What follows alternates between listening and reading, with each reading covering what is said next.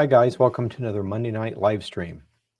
Well, tonight we're continuing our study on the Ezra Apocalypse, and we're going to try to go slow, kind of review to get a good foundation, because most of us are familiar with Daniel, but very few of us are familiar with Noah's Testament, Ezra's Apocalypse, some of the other things. So I want to go through one thing and then introduce another manuscript just for a little bit to get us an idea of timing. Everybody likes when we put dates down, so that's what we're going to try to do. So let's go through the overview again of what we did last week, just to remember. So we're in the Ezra Apocalypse. We are looking at chapters 11 and 12, which all are about the three-headed eagle. And we saw last week that it said that the three-headed eagle is the same thing that Daniel saw, the fourth beast that he saw in his vision. And that makes sense, because in Daniel it says there were three beasts, which was a lion, a leopard, and a bear. Lion, bear, and leopard. And the fourth beast was different than all the rest of them. Well, it's a different kind of a beast. It's an air beast. It's an eagle. And in this case, the leopard had 4 heads, if you remember. And that's because the Grecian Empire broke up into 4 pieces. And we were focusing on 2 of them, because only 2 had something to do with Israel. Well, in this case, the Roman Empire will have somewhere along the line 3 heads that have something to do with Israel. So very interesting thing. So we remember our history, what we talked about last week, is that Israel was here up until about 135 of the Bar Kokhba rebellion. So the temple was destroyed in 70. There were skirmishes back and forth, then a major push, and then Rome came in about at 135, destroyed Bar Kokhba and the rebellion, and sent all Jews out of the area, dissolved the nation of Israel. And that's how it got the name of Palestine. They renamed it, instead of Israel, they renamed it after the Philistines. So anyway, so that continues for 1816 years, I believe, until Israel comes back as a nation, which is a different prophecy that has a date on it. So they were supposed to come back in 1948, and of course they did. So looking at all these things, we want to go back and learn more about specifically the Roman Empire, because most of us know the Roman Empire was supposed to fall apart, and when it does, it reforms in the form of 10 nations. And we see this in Revelation, and we see it in Daniel and other places. So the Antichrist is the 11th one, and he kind of takes over, destroys 3 of them, and then it becomes a group of 8 kingdoms. The Antichrist, his kingdom, and the remaining 7 out of the 10. So that's what's going on here at this point. So let's go ahead and look at this, and I think this will be really interesting. So in this case, let's kind of check out it again. This is the vision of the three-headed eagle. So he sees an eagle with 3 heads, two wings, and all of a sudden, looking at one wing, he sees and it says the right side, so we need to look at all these things. But there are 12 feathers. And as you remember last week, there was a feather that ruled, and there was another feather that ruled even longer. That's the second one. So this one here, the first and the second. And then all of these other feathers, the remaining, never even made it to half of the original, let alone half the second. So this was the idea of it. And at this point, when these feathers disappeared, it says that the empire was in danger of falling, but it wouldn't fall, it would be remade.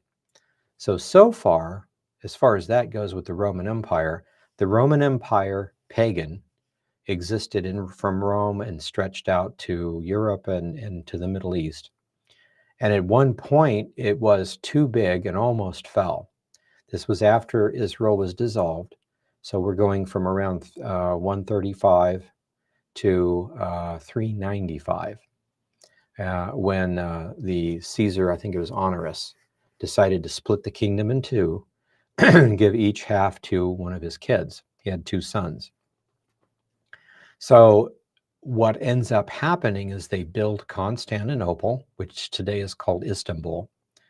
And the Caesars actually moved to Constantinople.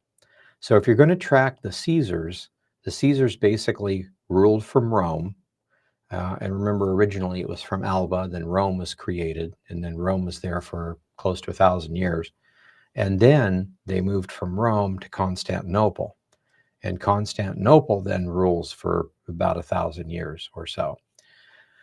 So this is the whole concept of the empire. This is why Hitler said he was going to make the Third Reich, and it would last for 1,000 years, going after the pattern of the older Roman Empire. So how we identified this, though, is interesting. Let's just read it real quick so we can look at this to remind us. He says, I dreamed of an eagle.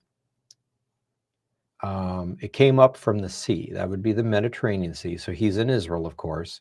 He's looking out at the Great Sea, or he would have said Sea of Galilee or Dead Sea or something like that. So he's looking out at the Mediterranean Sea. And this eagle came up, which had 12 feathers sticking up on one wing. And later on, it tells us it's the right side. And it had 3 heads. I saw her spread her wings over the whole earth, and all the winds of the air blew on her, and the clouds were gathered around her, meaning she's up and kind of over everything. Out of her feathers grew opposing feathers. So there's 12 to start with, and then there's things that oppose it somehow, or complement it, or replace it, or something. But there's 8 of them instead of 12. So we got 12 feathers, and we got 8 feathers. So, but they became little puny feathers. But her heads were asleep. Her middle head was greater than the other 2. The middle head was the biggest. So we'll examine that too as soon as we figure out approximately who the 3 heads are, or could be, out of a choice of 5 or 10. It's going to be on a map. We will have one on the right, one on the left, one in the middle. And the empire of the people, or the landmass, and it ends up being the same, the biggest one would be the middle. So if you have like 4 choices, which one is the biggest of the 4? That one would be the middle. So it'd be either these 3 or these 3. So we're kind of figuring out how that goes, and we'll get there. So the middle head was greater than the other heads, but it was asleep also. Then the eagle flew with her wings and reigned over the whole earth and all that dwell therein. And all things were under heaven were subject to her. No one spoke against her, not a single creature on the earth. Notice the her, the empire is a her. And then it went on and said, the eagle rose up on her talons and spoke to her feathers, saying, don't all watch at once. Let each sleep in his own place, and watch by course, but let the heads be preserved to last.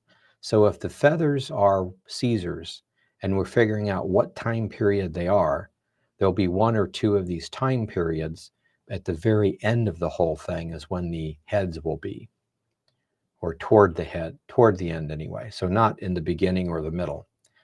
So the heads are preserved for last. I beheld the voice did not come out of her heads, but from the middle of her body. So, and then there are 8 opposing feathers.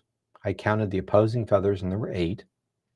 And then he says the first of the 12, or out of the first, on the right side there arose 1 feather, one of the 12, and it reigned over the earth. So it must have been a Caesar.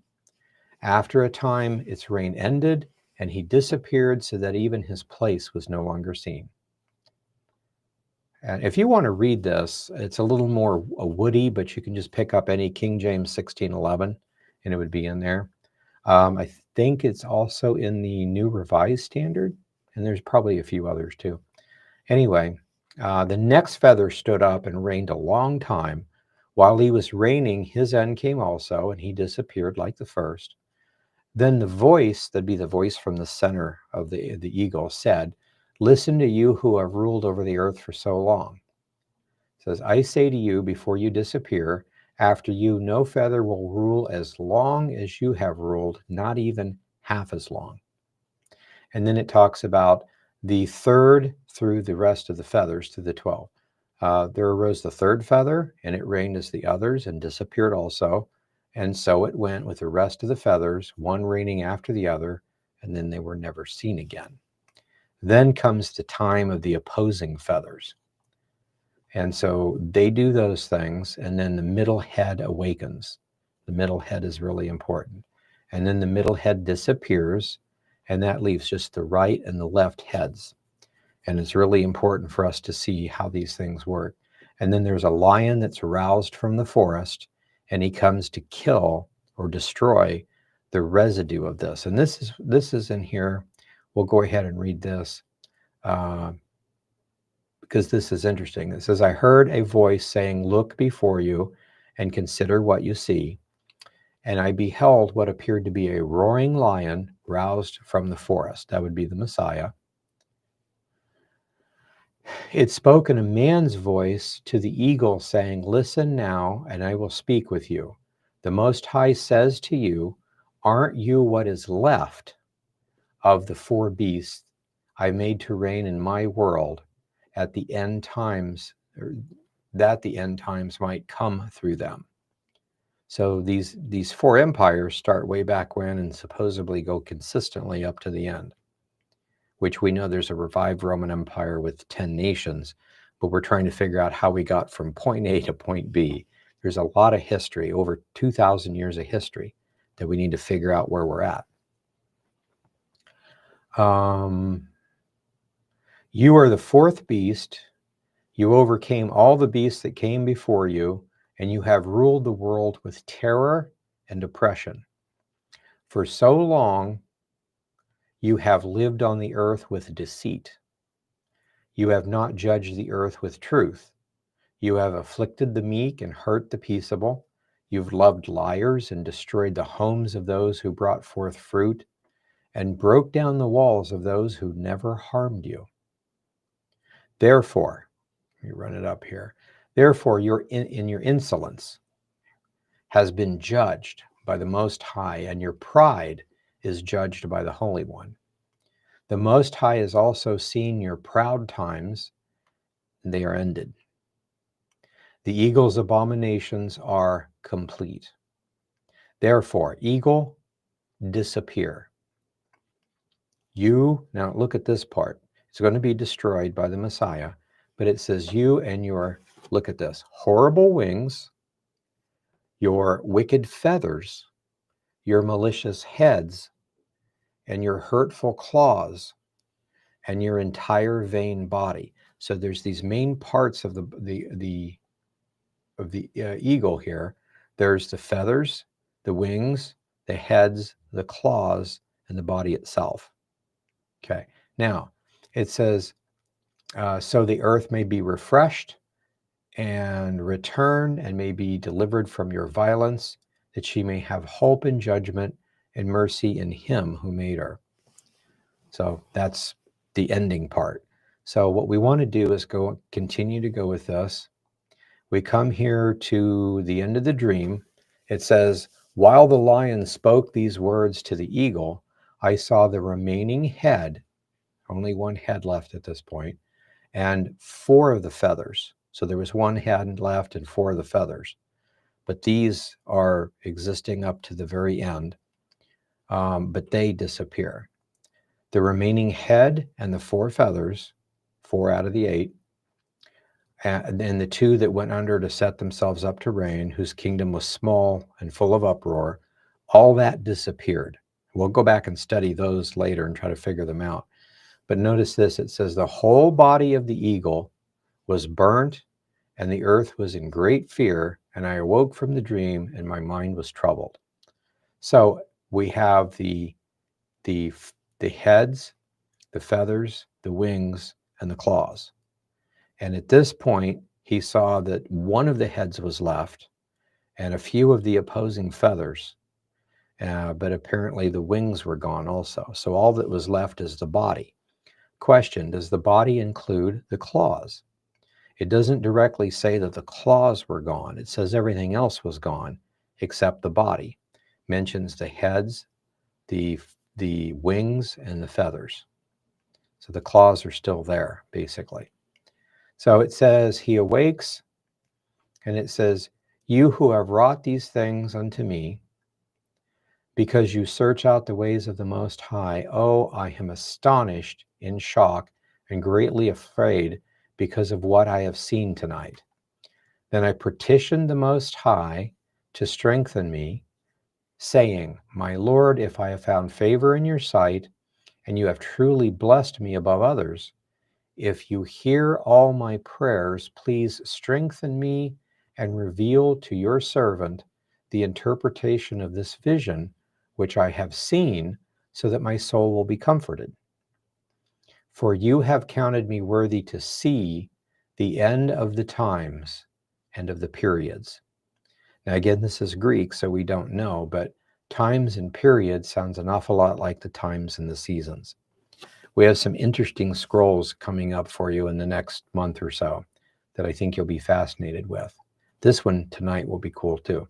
So the interpretation, and we've looked at part of this last week, but just to look at it again, he said to me, this is the interpretation of the vision. The eagle that you saw come out of the sea is the fourth kingdom which appeared in the vision to your brother Daniel. So it's the Roman Empire. Okay. But it was not explained to him. Therefore, I will now declare it to you. And that seems kind of cryptic, but remember, the third beast was the four-headed leopard, and that was completely explained to Daniel. The entire chapter, or like 2/3 of the chapter of 11 of the book of Daniel, is all about all the kings and the wars and who they are and where they're at and when they happened. And it's very, very dated. We did that last year in our first prophecy series. We went through all that. So that happens, and then he just mentions there's this eagle, or this nondescript beast in Daniel, has a head with 10 horns. An 11th horn comes, destroys 3 of them, and then he's the 8th. And then pretty soon it's destroyed. So no detail with the eagle, which is what we're interested in. We want the detail to the Roman Empire. So it was not explained to him completely, but he's going to explain it now. The days will come when a kingdom, the Roman Empire, will arise from the earth, and it will be more terrifying than all the kingdoms that were before it. It says 12 kings, Roman Empire, so 12 Caesars, will reign in it, one after the other. The second that brings to reign will reign longer than any of the other 12. This is the interpretation of the 12 feathers that you saw in the vision. Not very specific, but yeah, good enough, a little bit. And then it says, for the voice that you heard speak that came from the heads, not from the heads rather, but from the body, this is the interpretation. After a time, that kingdom will arise great struggles, not the end times, but at a certain time in that kingdom. It's basically getting ready to fall, or it looks like it. There will be great struggles. It will be in danger of falling. Nevertheless, it will not fall, but it will begin again. So looking at the old Roman Empire, it begins to fall in 395. They move to Constantinople and basically start over. And then eventually Rome does fall in 476. The Pope of Rome kind of reinstitutes it 400 years later, and it lasts for about 400 years. So 800 years. Anyway, from 800 to basically 1900. So it continues for quite a while. The Holy Roman Empire is what we're talking about. So with that in mind, as far as something breaking up or shifting or moving, we have 395, when they started with Constantinople, the fall of Rome, the reconstitution of the Roman Empire, Holy Roman Empire under Charlemagne, 800. So we got 395, 476, 800, and then the fall of those, there's 1453 for the one empire, and then 1917 for the other. So those are the dates we could look at. And what we did is we decided to look at these, and let's see here. we went down here to the commentary and found this. So this I just got from, I think I said here, yeah, World Book Encyclopedia, 1985, volume 16, Q to R, under Roman Empire. The one that I had from the library is on page 393. And it listed the Caesars in all the different orders. And what I found was the Western Roman Empire from the time it was split. So from the creation, it's in danger of falling because it's too big. The answer is to split it in half, create the Constantinople, and move the Caesars over there. And that's what happened in 395. So in 395, we have Honorius ruling for 25 years. We have Valentinian III ruling for 30, longer than the other. And then all of the rest of them, not even to half, which is what the prophecy said. It's not even half of 25. So all of these, and if you count them, 1, 2, 3, 4, 5, 6, 7, 8, 9, 10, 11, and 12. So there are 12. So this means, if we're interpreting this right, you've got the three-headed eagle and the feathers and all this. This starts at 395. And there's these 12 feathers that roll one after the other, and then they're gone. So a major thing that happens is at the beginning, Constantinople forms, so that's the Byzantine Empire begins. And then at 476, it's the fall of the Roman Empire. So you see a complete shift at this point. So at this point, I want to stop and go over one other thing. This will be fascinating. So if we go to, okay, and then just to make mention, this is a picture from what we were reading before. So there's a lion roused from the woods. There's the eagle's body, and it specifically says the eagle, the problems were the talons, the claws, the heads, the wings, and the feathers. And when the lion comes out to look at them, the only thing that remains is one head and the three, well, it specifically says that one head and the feathers. And then it says the heads and the feathers all disappear.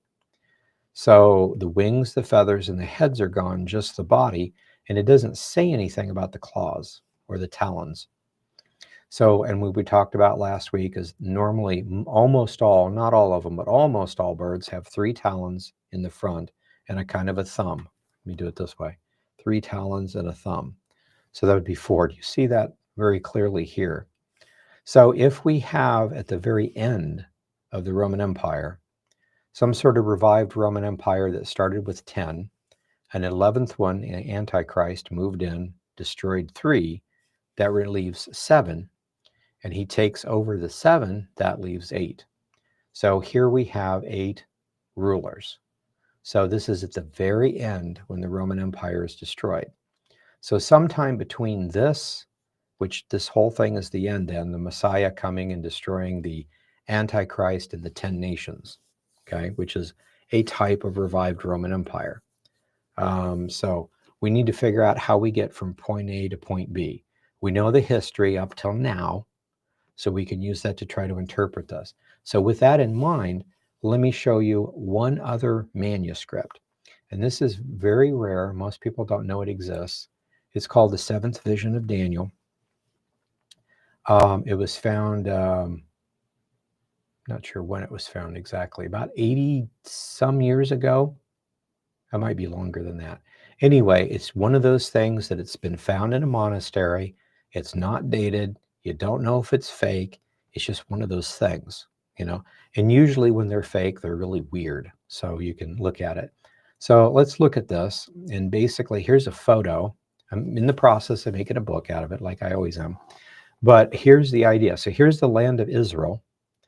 And in the text, it describes a 3-headed eagle.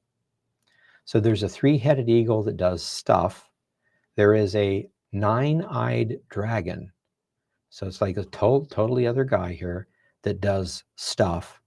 And then there's also a southern wind that comes up and does stuff. So there's basically 3 players in here. So this sounds an awful lot like the sea beast, the land beast, and then the dragon. So it sounds a lot like Revelation. And it may or may not fit perfectly, but we just want to look at one piece here. So the prophet is in the land of Israel that's seeing this vision. It's supposed to be Daniel. And from the Dead Sea Scrolls, we know that Daniel did have other things. The small quote that we have out of the Dead Sea Scrolls is not this text. It's yet another text somewhere. So anyway, the prophet says he's up here by Lebanon. So right about here, and he's looking out to the Mediterranean Sea. And while he's looking out, he sees this eagle arise. And then later on, the dragon, and then the southern wind, and it's very specific. So let's look at this. I just want to share one thing with this for you, and then we'll kind of come back. It says, and behold, above the vision, he sees this vision. Behold, above the sea there was an eagle, haughty and flying above it. He had, now look at this, he had 8 wings, or 8 feathers, depends on how you translate it, and 3 heads. Now, thinking back to what we just looked at, if we're interpreting this right, the 12 Caesars are gone. When that happens, we're at 476, the fall of Rome. So the only thing left, if Rome has just now fallen, the only thing left as far as Rome officially would be the Byzantine Empire, ruling from Constantinople. So when we see this, if this is Rome, and it's a haughty eagle, and it has 8 wings or 8 feathers and 3 heads. Remember, the heads are reserved to last. So whenever the heads rule, they haven't done it yet. The 8 wings, whatever they are, hasn't come yet. But the 12 feathers are gone. So at this point, we're seeing something that looks like it starts with the Byzantine Empire. So this Roman Empire is the Byzantine Empire. And then it goes until it kind of starts to fall, and then there's an invasion of a southern wind. So it gets very detailed with the people from the south of Israel attacking the Roman Empire and destroying it for a time. That would be the Ottoman Empire. So let's look at this. I just want to share one thing with you. It says, the sea was stirred by a south wind, and it lifted up its waves to drown the eagle, and the waves beat on its wings, and their noise resembled that of horses running toward the northeast. A lot of details in here we're not going to touch tonight. And lo, a head of a dragon appeared with 9 eyes, and his feet were like the claws of a lion, running like a leopard. That's really interesting. Anyway, so let's go on down. And then there's a period of 96 years somewhere in time. And then, but when we get down here, I want to share you this.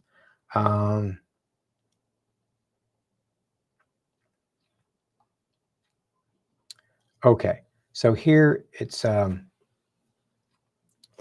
the waves come and attack the eagle. Again, it's an eagle with 8 wings or 8 feathers. The 12 are gone. So this has to be sometime after the Byzantine Empire becomes the one and only Roman Empire. But notice this, it says, whereas the sea counted for the violence and wind was agitated, and the waves and the heat, or the waves hit the wings of the eagle to drown him. There's heat, there's waves, there's water and other stuff that kind of comes. It says, these are the last times of that kingdom. During the days of those kings, not now, but way back when that kingdom was falling. So again, if this is not Roman Empire or the Western Roman Empire falling in 476, this would have to be the fall of the Byzantine Empire, which was 1453. You can look that up anywhere. Notice what it says. It says, during this time when they're about to fall, it says it's during the days of those kings, and it's after the 108th Jubilee begins. The 108th Jubilee. Now, a Jubilee is a 50-year period. So if this is not a fake document made up in the Middle Ages, if this is a real prophecy, it would be using the Dead Sea Scroll calendar. So if our calendar is correct, we should be able to go back to dsscalendar.org, look at creation, and go forward 108 jubilees. That would be 108 times 50, right? So it's so many years. So the note in here, and it talks about the wind waves are actually you can see it down here, they are the children of Ishmael. So we understand it's going to be an Ottoman Empire. But notice what it says, though. So the 108th Jubilee, a Jubilee is a 50-year period. So the first Jubilee is from the year 1 to the year 50. So anywhere in that 50-year period. The second Jubilee is from the year 50 to the 100. So counting them up like that, and then converting it over to the Gregorian calendar, if we're using our Dead Sea Scroll calendar, the 108th Jubilee is between 1425 and 1475 AD. So Constantinople fell to the Ottoman Empire, the children of Ishmael, according to history, in 1453. 1453 is right smack in the middle of the 108th Jubilee. This is exactly what the prophecy says. So we'll come back here again. This is really interesting. So go back to here. So we have in this prophecy, it tells us that this is the Roman Empire. It's got to be talking about not the Western Roman Empire or the Holy Roman Empire recreated, but specifically the Byzantine Empire. So the Ezra Apocalypse is telling us the 12 Caesars to the start of the Byzantine Empire. This starts with the 12 feathers gone, which means this is the Byzantine Empire. And when it starts to fall or get taken over by the southern wind, which are the children of Ishmael, it is the 108th Jubilee. Now, if someone was to take this and be good at fiction and know about Daniel and kind of fake a document like this, which is possible, the fact that he would get the date right would be almost impossible. You could get the date right if you're using Gregorian or something else, but to say the 108th Jubilee, that can only mean one thing: 108 sets of 50 years from creation. That would be, otherwise it wouldn't make any sense. And it does fit that way. So just wanted to kind of share that with you. So the date of 108 Jubilees is the fall of the Byzantine Empire to the Ottomans. So at this point, we still don't know who the claws are. Well, obviously the claws are the 8 nations after the Antichrist takes them. So that's in the second half of the 7-year tribulation period.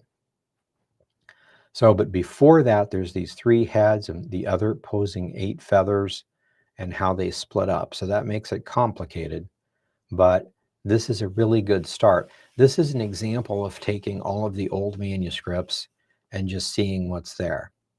The rest of it may be garbled. It might be interesting. We might be able to figure it out, but it exists. So I think we need to know that these things exist. And some of them are really great forgeries. Others are not. So, but I wanted to share that with you. So sometime between the start of the the fall of the Roman Empire, Western, start of the Byzantine, we have this 3-headed eagle. And at the end is the claws. And at the end of the feathers, according to the Ezra Apocalypse and the 7th vision of Daniel, is the beginning of the Byzantine Empire. And then when it falls, of course, it falls to the children of Ishmael. So that would be from Saudi Arabia, the Muslims at this point.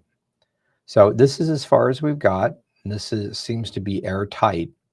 And the date on when it happens is supposed to be between 1425 and 1475. And it did happen. And it happened in 1453. So this is an amazing leap forward. So we know the Roman Empire continued until at the very least 1917. And then if you consider Hitler and trying to bring it back, it ended in 1945. So now we're looking at this period between 1945 and the 10 nations. So in there somewhere between 1453 and the 10 nations being judged by the Messiah, the tribulation period, we need to figure out the 8 feathers and the 3 heads. Those are the other really big pieces. And if we can identify them, I think we're going to find out a lot of interesting things, and we'll be able to see what's really going on in politics today. So we'll go ahead and stop there for tonight.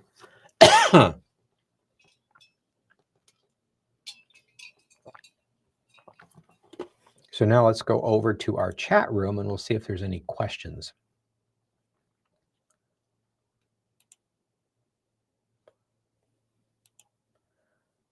Okay, a few questions. First one is the coming and his arrival 2 points of the same event? Can we calculate in the 24-hour day of his arrival, but no one knows the hour or day of his coming? Is that when the period of time begins? That's a good question. That's something that we've tried to figure out for a long time. Most of us think that the day or hour that nobody knows is of the rapture. That may or may not fit necessarily. So it's just an interesting point. It seems like we can pinpoint we can definitely pinpoint the end of the age, but the second coming and the rapture and the tribulation period would probably be at the very end, that last 7-year periods, but not necessarily. So we need to find something else like this to tell us which Jubilee period it's in or something like that. So that's an interesting thing to try to figure out. So I don't know that one for sure, but that's a good question. Anything in the scrolls that shed light on the fig tree parable? And does the cursing of the fig tree a few days earlier relate at all to the parable? Yeah, in the scrolls, Israel is referred, well, first off, in the scrolls, nations in general are referred to as trees. They're just all sorts of different kinds of trees because nations are all different. The nation of Israel that was to come is called the plant of God, and it's usually looked at as an olive tree or a fig tree. And the definition on how this works is that if Israel understands and is following the Messiah, the way the scrolls teach, that the Messiah is God incarnate, will come and die for our sins, and reconcile us to God, start the different ages and the calendar, all that stuff. So if they understand that and they're following and waiting for the Messiah to come and fix their sin problem, then they're walking with God. And so they're called an olive tree, olive meaning pure and good. And the fig tree, one of the idioms back in the Old Testament is a fig tree is half baked and it's not very good. So figs are good, to eat, but a fig pie is not. So the fig tree represents Israel in times of apostasy. So when the Lord came to Israel the first time, the Pharisees and Sadducees were ruling. They didn't believe in a Messiah, so they were apostate. They weren't walking the government. Most of the people still believed, but the government was an apostate cult ruling over everyone. So the government of Israel was non-messianic, so they were a fig tree. And right now, the nation, the government structure is not an olive tree, it's a fig tree. And today it complicates things because in a lot of nation flags and things like that, an olive tree or an olive twig means a peace. In our seal, we have an eagle, and in one talon he has arrows, and the other talon he has vines or a fig tree, and he's looking toward the fig tree. We would prefer peace, but we're ready for war. So peace through strength. And that's got nothing to do with this. But yeah, so the fig tree represents Israel not believing. The olive tree represents Israel believing. So what happens is he's basically run out of the synagogue. He sees a fig tree, and he uses that as a parable. He curses the fig tree, and then later on gives the parable of the fig tree saying that you should understand when the branches are there, then the time is nigh. And so when you do this, when you take that a step further, when we look at that, everyone wonders, when is the budding of the fig tree? Because that's when things start. The planting of the fig tree, or the replanting, was 1948 when Israel came to be. The growth of taking over its base territory is the growth of it, which is 1967 and the expansing wars. Then there is a budding of the fig tree, and the budding is when you go beyond your old borders and the nation actually grows beyond where it used to be. So this is something that's probably going to start, according to the Dead Sea Scrolls, in 2026 or 2027, a massive expansion.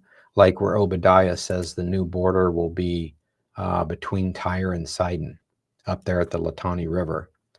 So that actually happens sometime. So it's interesting to look at that. And of course, it says the generation that sees the budding of the fig tree will not pass until all these things are fulfilled.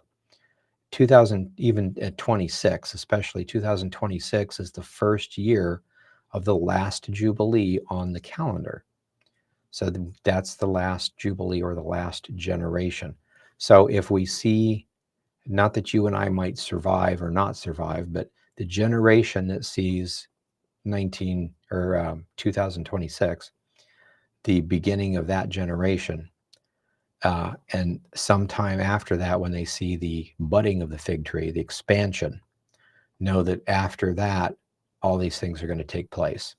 There'll be a Gog-Magog invasion. There'll be a 7-year tribulation, not necessarily in that order or far away or no times on it, but just sometime in that 50-year period. So we're getting close, very, very close. Okay, I saw a reference to a man named in that manuscript that states his mother was one of the saints that came out of the tomb of Jesus' resurrection. It may be, in some manuscript, maybe in the Church Fathers, but I can't remember where. Yeah,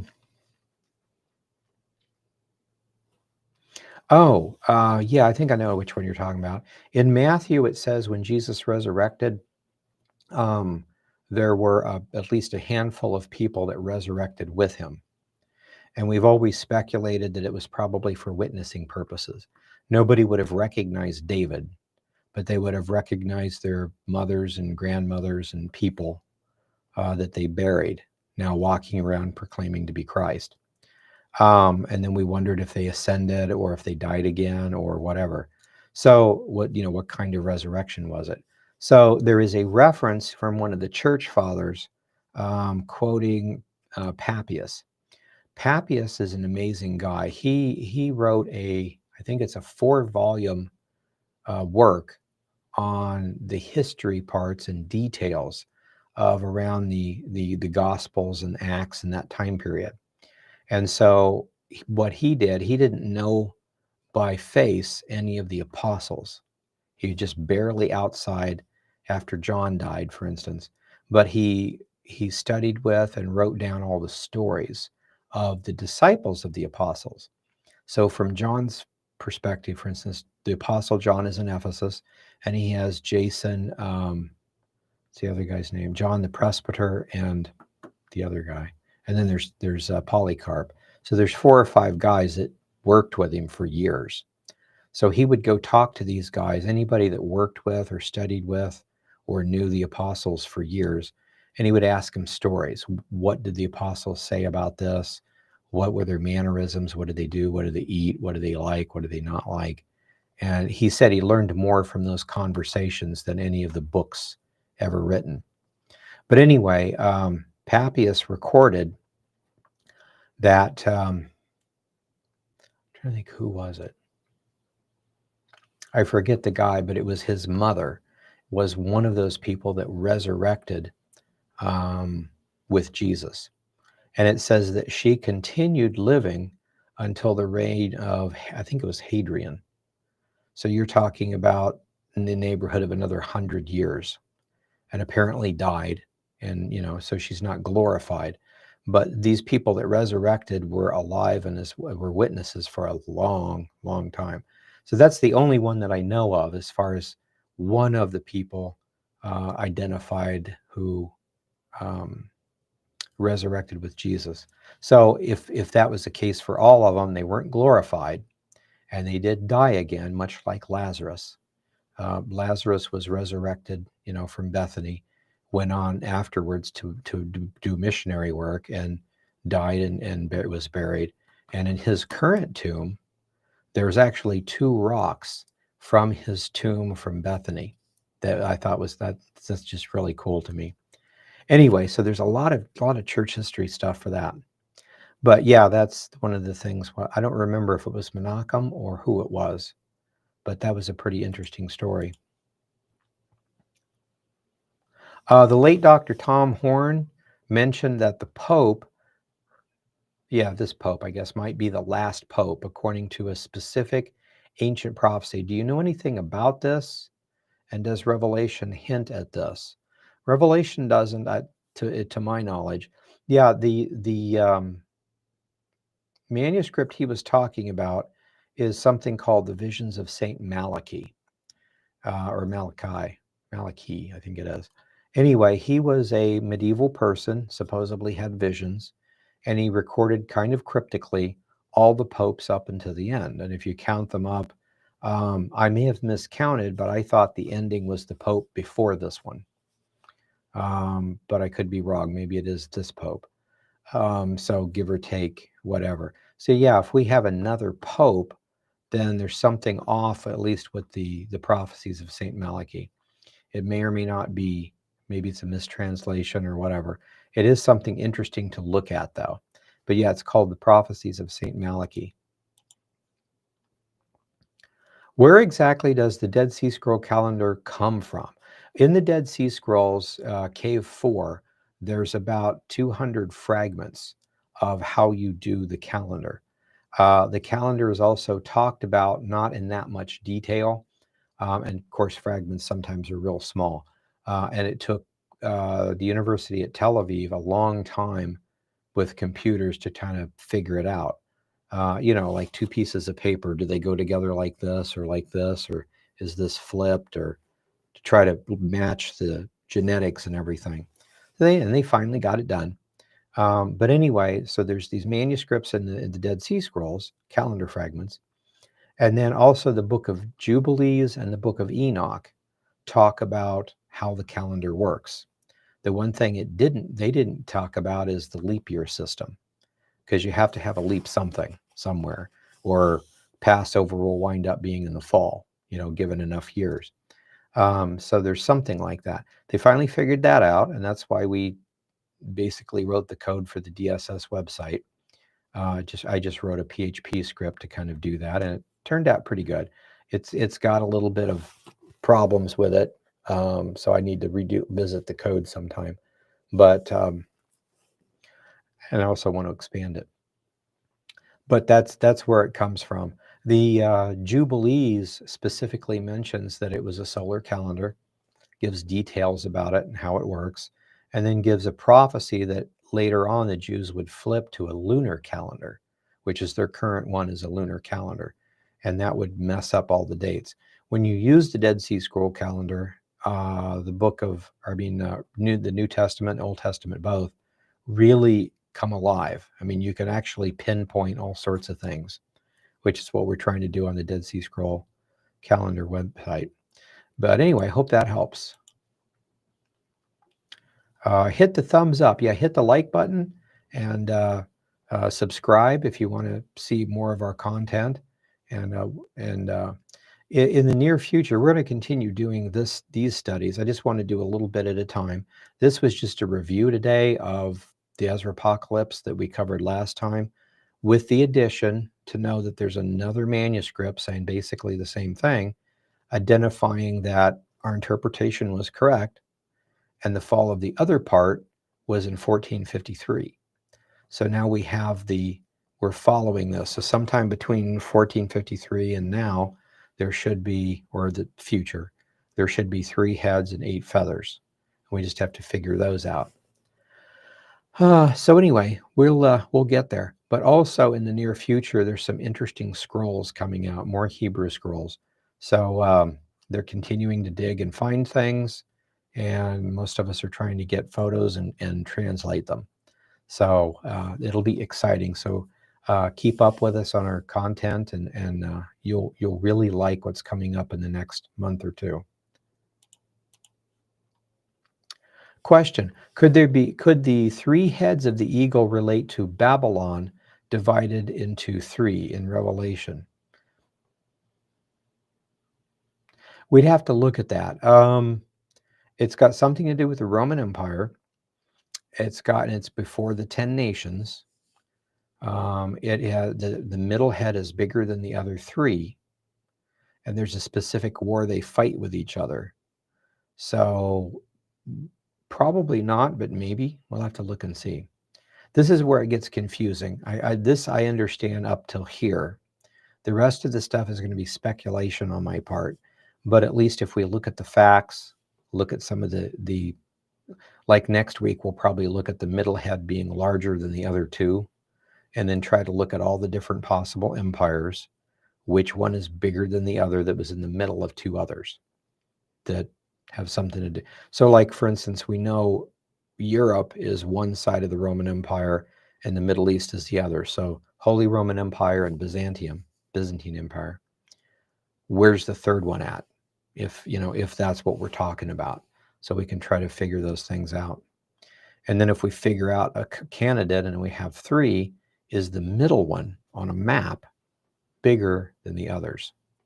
And so we'll go from there. It'll get complicated, but we'll see what we can find out. But good question. Question: did Jesus, the disciples, the apostles, and the early church use titles? Yeah, they did to a point. The scripture, everyone gets confused, and I was for a long time too, but there's a scripture that says, call no man father. And it's not talking about like respect to your father, your biological father, because you're always supposed to respect him. But the idea of, you can see it in somewhere like Tubal Cain was the father of certain musical instruments. So if I'm a master at piano and you come to study under me, I'm the father of piano, you're the son of piano. So like right now, you and we're not prophets, but we're the sons of the prophets. We study prophecy. If I had a vision and actually became a prophet, then I would be a prophet. You'd be the sons of the prophets. That hasn't happened, but that's kind of the way it works. So in this case, the prohibition against calling someone father is to say, well, I follow the Calvary Chapel way as opposed to the Baptist way or something like that, and starting a denominational division. That is sinful to the point of view, we would never associate with Baptists or with Calvary Chapels or Nazarenes or something like that. You only excommunicate individuals that do moral sin. So, but as far as the use of titles, I'm not sure exactly what they were, but they have the Episcopal. Even in Titus and Timothy, it talks about the bishops.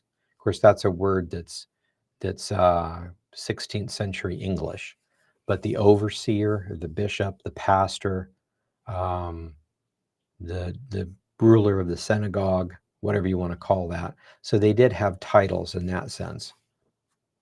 But we just understand, if you're going to a church, synagogue, or whatever, and the pastor and the leadership gets weird and starts teaching false doctrine, you just pick up and leave. And if they don't like that, they'll probably excommunicate you. And that's as far as it should go. If somebody tries to kill you, you're in a cult, and you should have left way before now. So it's that kind of a thing. One more question just popped up. Is it possible that the third largest head is the Roman Catholic Church? Yeah, that's one of the theories. One of the theories is that the middle head would be Rome, the entire Roman Empire. And then, of course, it's split into two. So naturally, it would be bigger than the two because the two used to be in it, kind of, except for expansions. So that'd be Europe and the other one. That's one theory, except the heads are preserved to last. And this has gotten us up to 1453 and no heads yet. So it's not the old Roman Empire. Now, the Roman Catholic Church could possibly be one of the ideas talked about because it's in the center with Italy. It's kind of in between Constantinople and then Germany. I guess it'd be the center for the other one, Holy Roman Empire.